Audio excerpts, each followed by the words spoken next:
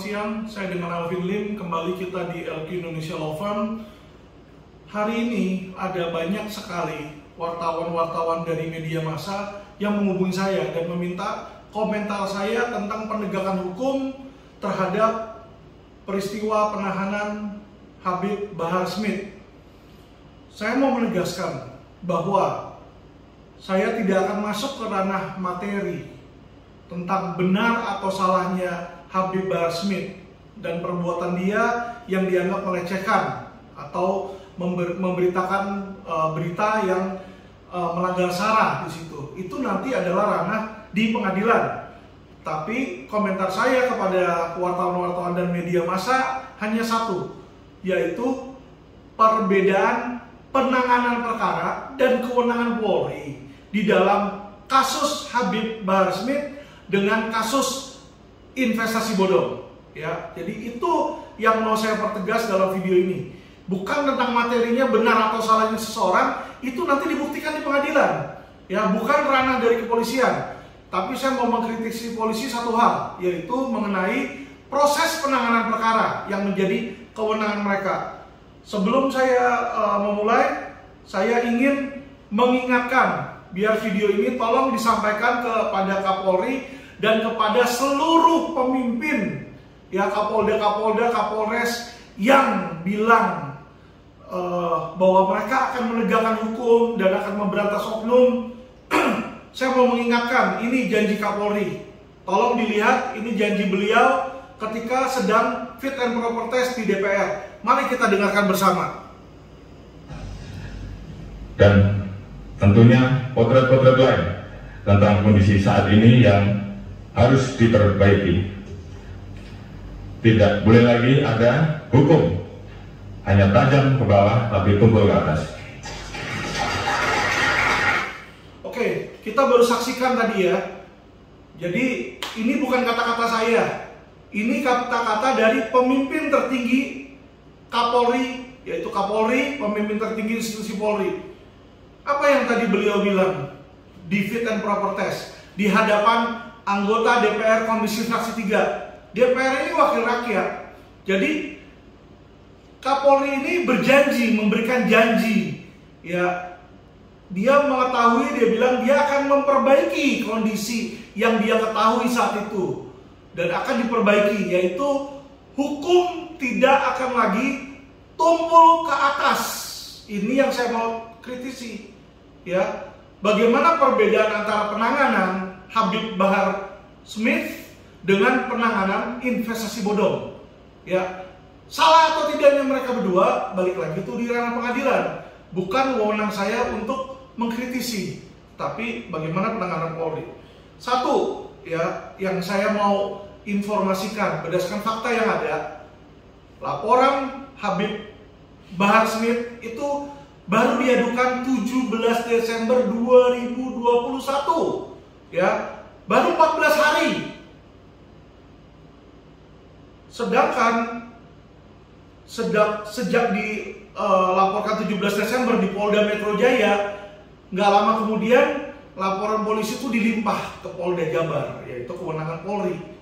Ya, proses pelimpahan itu sangat cepat. Habis itu tanggal 3 Januari sudah diperiksa, dijadikan tersangka dan ditahan ini Habib Bahar Smith. Ya, balik lagi, ya, benar atau tidaknya saya tidak masuk ke situ. Perbuatan dia, ideologi dan pandangan dia yang berbeda, itu hak beliau, bukan hak saya. Tetapi saya mau sorotin penanganan kepolisian.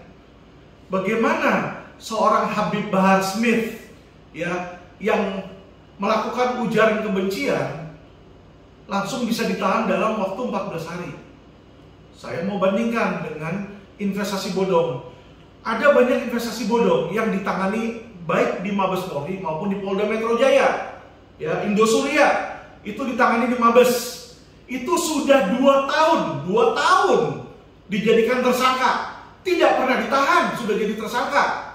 Ya, Mahkota itu terlapor Raja Sabto Oktohari sebagai terlapor, ya kan, boro-boro ditahan atau dijadikan tersangka. Kasusnya naik sidik juga tidak.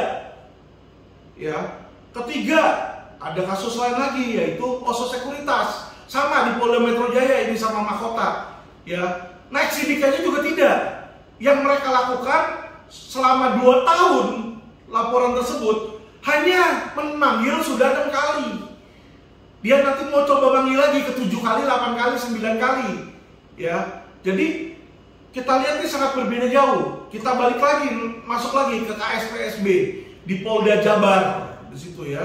Sama, tidak ada tersangka, tidak ditahan di situ para terlapor. Dan terakhir juga Mina Padi ditangani di Mabes dan di Polres di situ ya. Jadi saya mau melihat ini kesenjangan perbedaan penanganan perkara oleh Polri ya. Mereka selalu bilang, hey, kewenangan penahanan itu adalah diskresi dari kepolisian. KUHAP itu sudah mengatur ada 2 syarat untuk penahanan, yaitu pertama adalah syarat objektif. Syarat objektif adalah bisa dilakukan penahanan jika ancaman di atas 5 tahun. Jadi gini, saya mau bandingin lagi nih kasusnya Habib Bahar Smith dengan kasusnya investasi bodong, anggaplah Indosuria yang sudah dijadikan tersangka. Posisi Habib Bahar sama Henry Surya ini sama-sama sebagai tersangka saat ini. Yang satu ditahan, yang satu tidak ditahan. Alasan Habib Bahar ditahan, ancaman hukuman 5 tahun, di atas 5 tahun. Hey, Habib Bahar itu ancamannya di bawah 10 tahun, benar di atas 5 tahun, tapi di bawah 10 tahun. Saya mau infokan bahwa Henry Surya itu dijadikan tersangka atas beberapa pasal. Satu pasal adalah tindak pidana perbankan, minimal 5 tahun ancaman, maksimal 15 tahun, di atas 10 tahun. Dan TPPU, ada juga di situ TPPU disangkakan ya, dengan ancaman TPPU itu maksimal 20 tahun. Jadi kalau kita bayangkan Habib Bahar Smith yang ancamannya di bawah 10 tahun dengan Henry Surya yang ancaman di atas 10 tahun, mestinya kalau dilihat dari syarat objektif yang lebih memungkinkan harus ditahan. Kalau lihat dari syarat itu harusnya kan Henry Surya ya, itu satu syarat objektif. Kedua adalah syarat subjektif, yaitu ada dugaan atau kekhawatiran penyidik apabila tersangka itu akan satu melarikan diri, kedua menghilangkan barang bukti, ketiga mengulangi perbuatannya. Nah, dianggap ini Habib Bahar Smith ini takut melarikan diri atau mengulangi perbuatan atau menghilangkan alat bukti. Nah, alat bukti dia udah nggak mungkin hilang, karena kenapa? Sudah diambil kok sama kepolisian, sudah memiliki 2 alat bukti. Apa yang mau dihilangkan sudah ada di situ ya. Kedua, kalau dibilang dia akan melarikan diri, kalau dia melarikan diri nggak mungkin. Kenapa? Karena dipanggil dia hadir, dia kooperatif di situ. Ketiga, ya, dia juga tidak mungkin mengulangi perbuatannya. Kenapa? Kalau dia mengulangi perbuatannya ya tinggal ada laporan polisi baru di situ. Nah, terlepas dari ketiga hal ini, saya mau membandingkan perlakuan polisi yang dilakukan terhadap Habib Bahar Smith dengan yang dilakukan terhadap Henry Surya. Henry Surya kalau dibilang akan melarikan diri, kemungkinan melarikan diri tentu sangat besar, bos. Kenapa saya bilang seperti itu? Ya, beliau itu punya duit. Henry Surya itu adalah pendiri Indosuria. Indosuria ini total kerugian kurang lebih 15 triliun. 15 triliun. Jadi dengan uang yang dia punya, dia bisa melakukan hal yang sama yang seperti dilakukan oleh Joko Chandra. Misalnya bikin paspor dengan nama lain, foto lain. Itu gak sulit. Karena kita bisa tahu, ya, Gayus saja di penjara bisa pakai paspor beda, pergi ke Australia nonton tenis kok. Itu sudah rahasia umum. Jadi kalau dibilang kemungkinan melarikan diri, flight risk dari Henry Surya itu lebih besar dari Habib Bahar. Ya, dibilang mengulangi perbuatan, sudah ada desas-desus dari nasabah bahwa Henry Surya ini sedang membuat perusahaan baru untuk menghimpun dana. Di sini ya ada juga perusahaan properti Sun Capital dan perusahaan-perusahaan lain yang kita tidak tahu di situ. Memungkinkan, kenapa? Karena dia punya uang untuk bikin PT lain, ngambil dana masyarakat lagi di situ. Ya, jadi dalam hal syarat subjektif, tentu saja kemungkinan Henry Surya melakukan 3 hal tersebut lebih tinggi dibanding Habib Bahar. Nah, alasan Polri apa? Mau tahu? Mabes itu saya udah temuin. Mabes bilang di situ ya bahwa Henry Surya tidak ditahan karena kooperatif, kata dia. Dan tenang aja Pak Alvin, Henry Surya paspornya sudah kami tahan. Nah, Kalau orang kooperatif dan paspor ditahan terus tidak perlu ditahan, kenapa polisi tidak melakukan hal yang sama? Yaitu kalau Habib Bahar punya paspor, ya ditahan aja, orangnya nggak perlu dipenjara.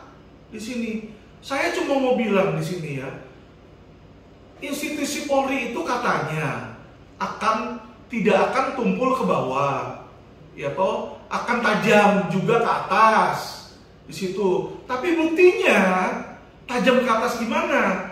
Atas dalam hal apa? Nah, ternyata ketemulah saya rumusnya. Yang dimaksud tajam ke atas itu adalah orang yang punya duit, punya doku. Kalau dia kaya raya, punya duit, gemplang dia adalah kriminal kerah putih, itulah golongan atas.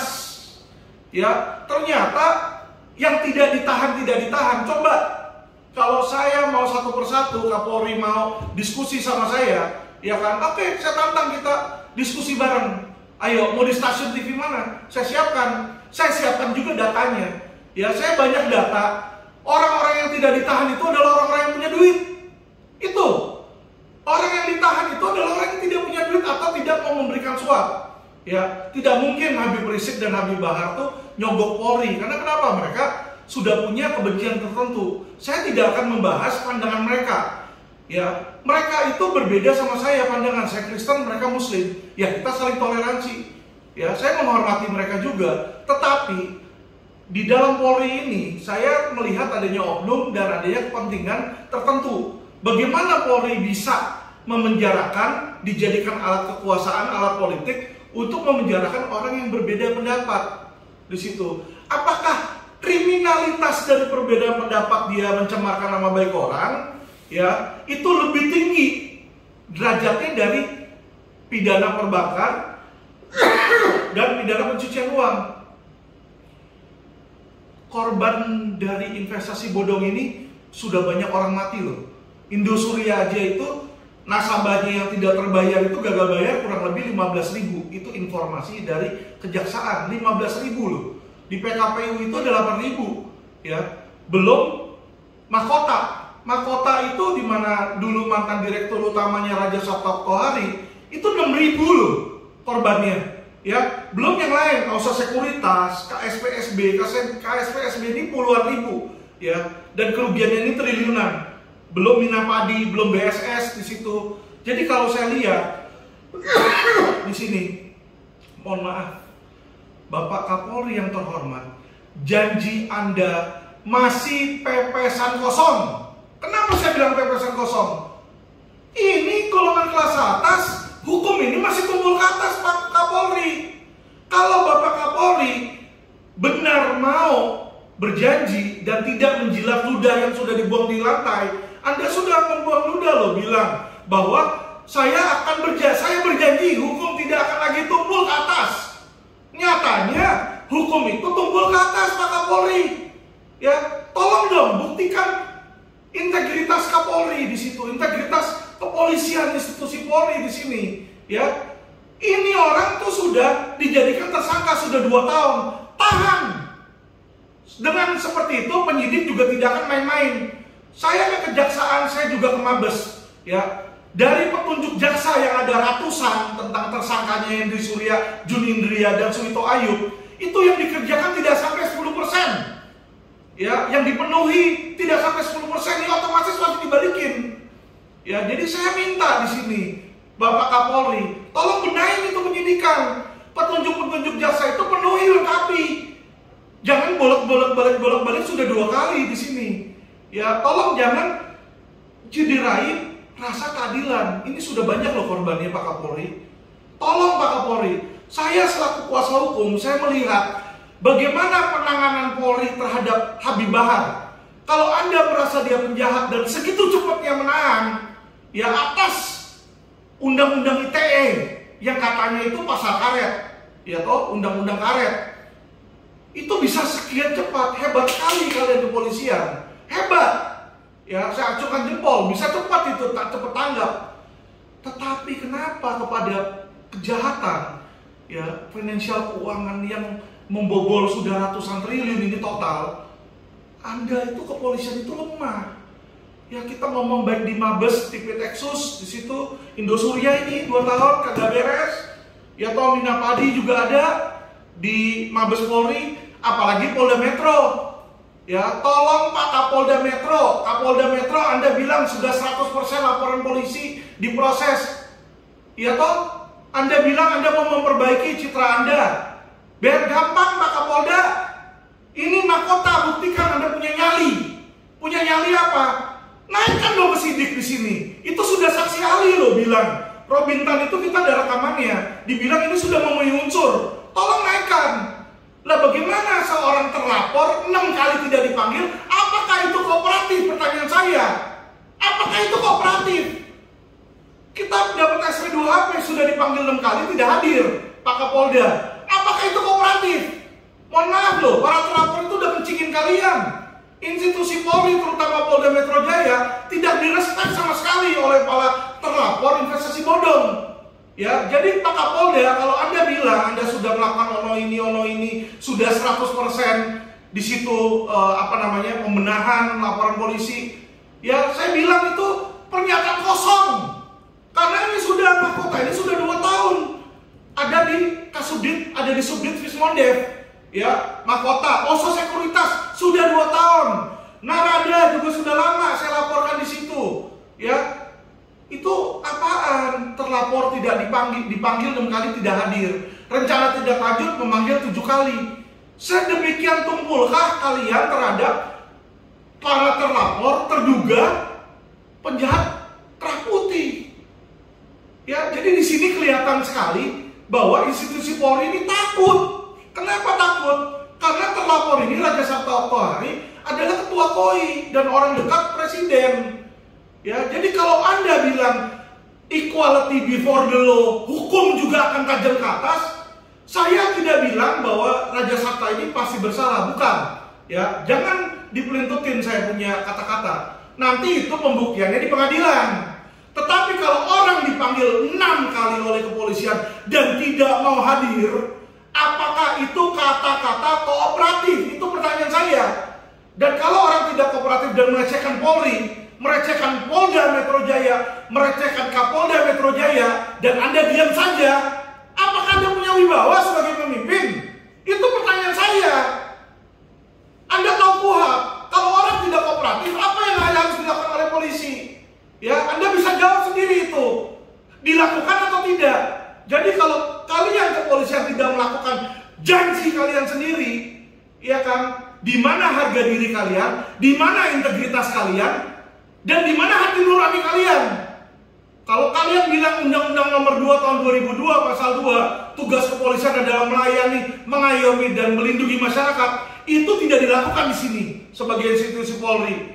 Ya, jadi saya minta kepada kalian, kenapa? Kalian itu Kapolri, Kapolda, kalian punya kewenangan. Ya, kalian sudah tahu. Dan jangan dibilang, Pak, kalau ada kesalahan lapor dong ke Propam. Saya sudah laporin itu. Ya, pemimpin di Fismondev itu sudah saya laporin. Diproses juga kagak. Ya, jadi yang dikambing hitamkan ini panitnya sama penyidiknya, yang dimana hanya orang suruhan atasan. Itu mereka yang dimutasi keluar. Apa itu? Ya, jadi pemimpin ini bersembunyi di bawah anak buah yang dibuang di situ dijadikan kambing hitam. Saya melihat di situ tidak ada wibawanya, tidak ada kehormatannya, dan tidak punya integritasnya. Ya, jadi kalau kalian bilang kalau ada oknum dilaporkan, sudah kami laporkan kagak diproses. Hanya nggak heran ada tagar percuma lapor polisi. 2 tahun kok kalian dilecehkan, kalian diem aja. Kenapa kalian bisa diem aja? Tentu normal ketika orang, para korban investasi bodong akan berpikir bahwa mungkin oknum-oknum di Polri menerima suap. Nah, kalau saya udah bicara langsung, saya address ke Kapolda Metro Jaya dan ke Kapolri, kalian masih tidak bertindak, ya kan? Nggak heran kalau masyarakat tidak percaya kepada kepolisian. Jadi simpel sekali, ya, Bapak Kapolri yang terhormat, Bapak Kapolda Metro Jaya yang terhormat, simpel tantangan saya kepada kalian. Jika kalian benar-benar mau membenahi, ya kan, dan kalian bisa menahan Habib Bahar Smith dan Habib Rizik di situ untuk nanti dibuktikan di pengadilan, tolong lakukan hal yang sama terhadap para tersangka dan terlapor investasi bodong dong di situ. ya kan? Katanya equality before the law. Equality-nya di mana? Jelas hukum masih tumpul ke atas, ya. Sorry, selama ini belum dilakukan. Saya akan terus berbicara dan saya mendulang, meminta agar para lawyer-lawyer yang lain, tolong kalian adalah officium nobile, ya, kalian adalah profesi yang terhormat, bantu dan dukung gerakan saya, ya. Kita bela masyarakat, terutama korban investasi bodong, kita bela mereka maksimal. Kalau oknum polisi tidak mau bertindak, kita viralkan lagi lebih di sini, ya. Karena kenapa? Masyarakat ini hukum tertinggi. Saya tidak takut, saya sudah menerima ancaman, ya. Saya sudah ada beberapa ancaman datang ke saya, dibilang, Alvin, tolong kamu jangan viral kalau tidak mau dikriminalisasi. Maaf, saya punya janji di depan pengadilan tinggi bahwa sebagai advokat saya bersumpah akan membela kepentingan masyarakat, membela keadilan di situ. Ya, saya bukan melawan penguasa. Saya nggak peduli Kapolrinya mau siapa, presidennya mau siapa. Ya, saya tidak akan mentang, saya tidak akan gulingkan, saya tidak akan mengkhianati bangsa. Itu terserah kalian mau menguasa menjadi penguasa. Tetapi saya membantu penguasa, saya membantu presiden, saya membantu Pak Kapolri untuk menginformasikan, nih ada oknum di sana, nih ada sampah di sana. Terserah kalian mau kerjain atau tidak, karena bukan kewenangan saya sesuai undang-undang. Ya, jadi perjuangan saya melawan oknum, bukan melawan institusi Polri, bukan melawan penguasa. Saya bukan dari partai manapun, saya tidak ikut politik manapun. Ya, saya hanya ingin hukum itu menjadi panglima di Indonesia, bukan duit menjadi panglima. Karena sudah jelas sekali banyak terbukti penegakan hukum dan proses hukum itu dilaksanakan dan memihak bagi yang punya duit. Dan saya minta itu stop. Ya, kalau kita nanti tidak lagi menjadi negara hukum, pemerintah, penguasa, kalian akan bahaya. Ya, tolong didengarkan, bantu tegakkan keadilan. Segera tahan itu tersangka. Sudah 2 tahun jadi tersangka, pelesiran, jalan-jalan ke Bali, happy-happy, sedangkan kepala korban itu sakit, mati, udah dia meninggal. Ya, tolong Pak Kapolri, Pak Kapolda penuhi janji Anda. Minimal punyalah hati nurani untuk melayani, melindungi masyarakat. Terima kasih.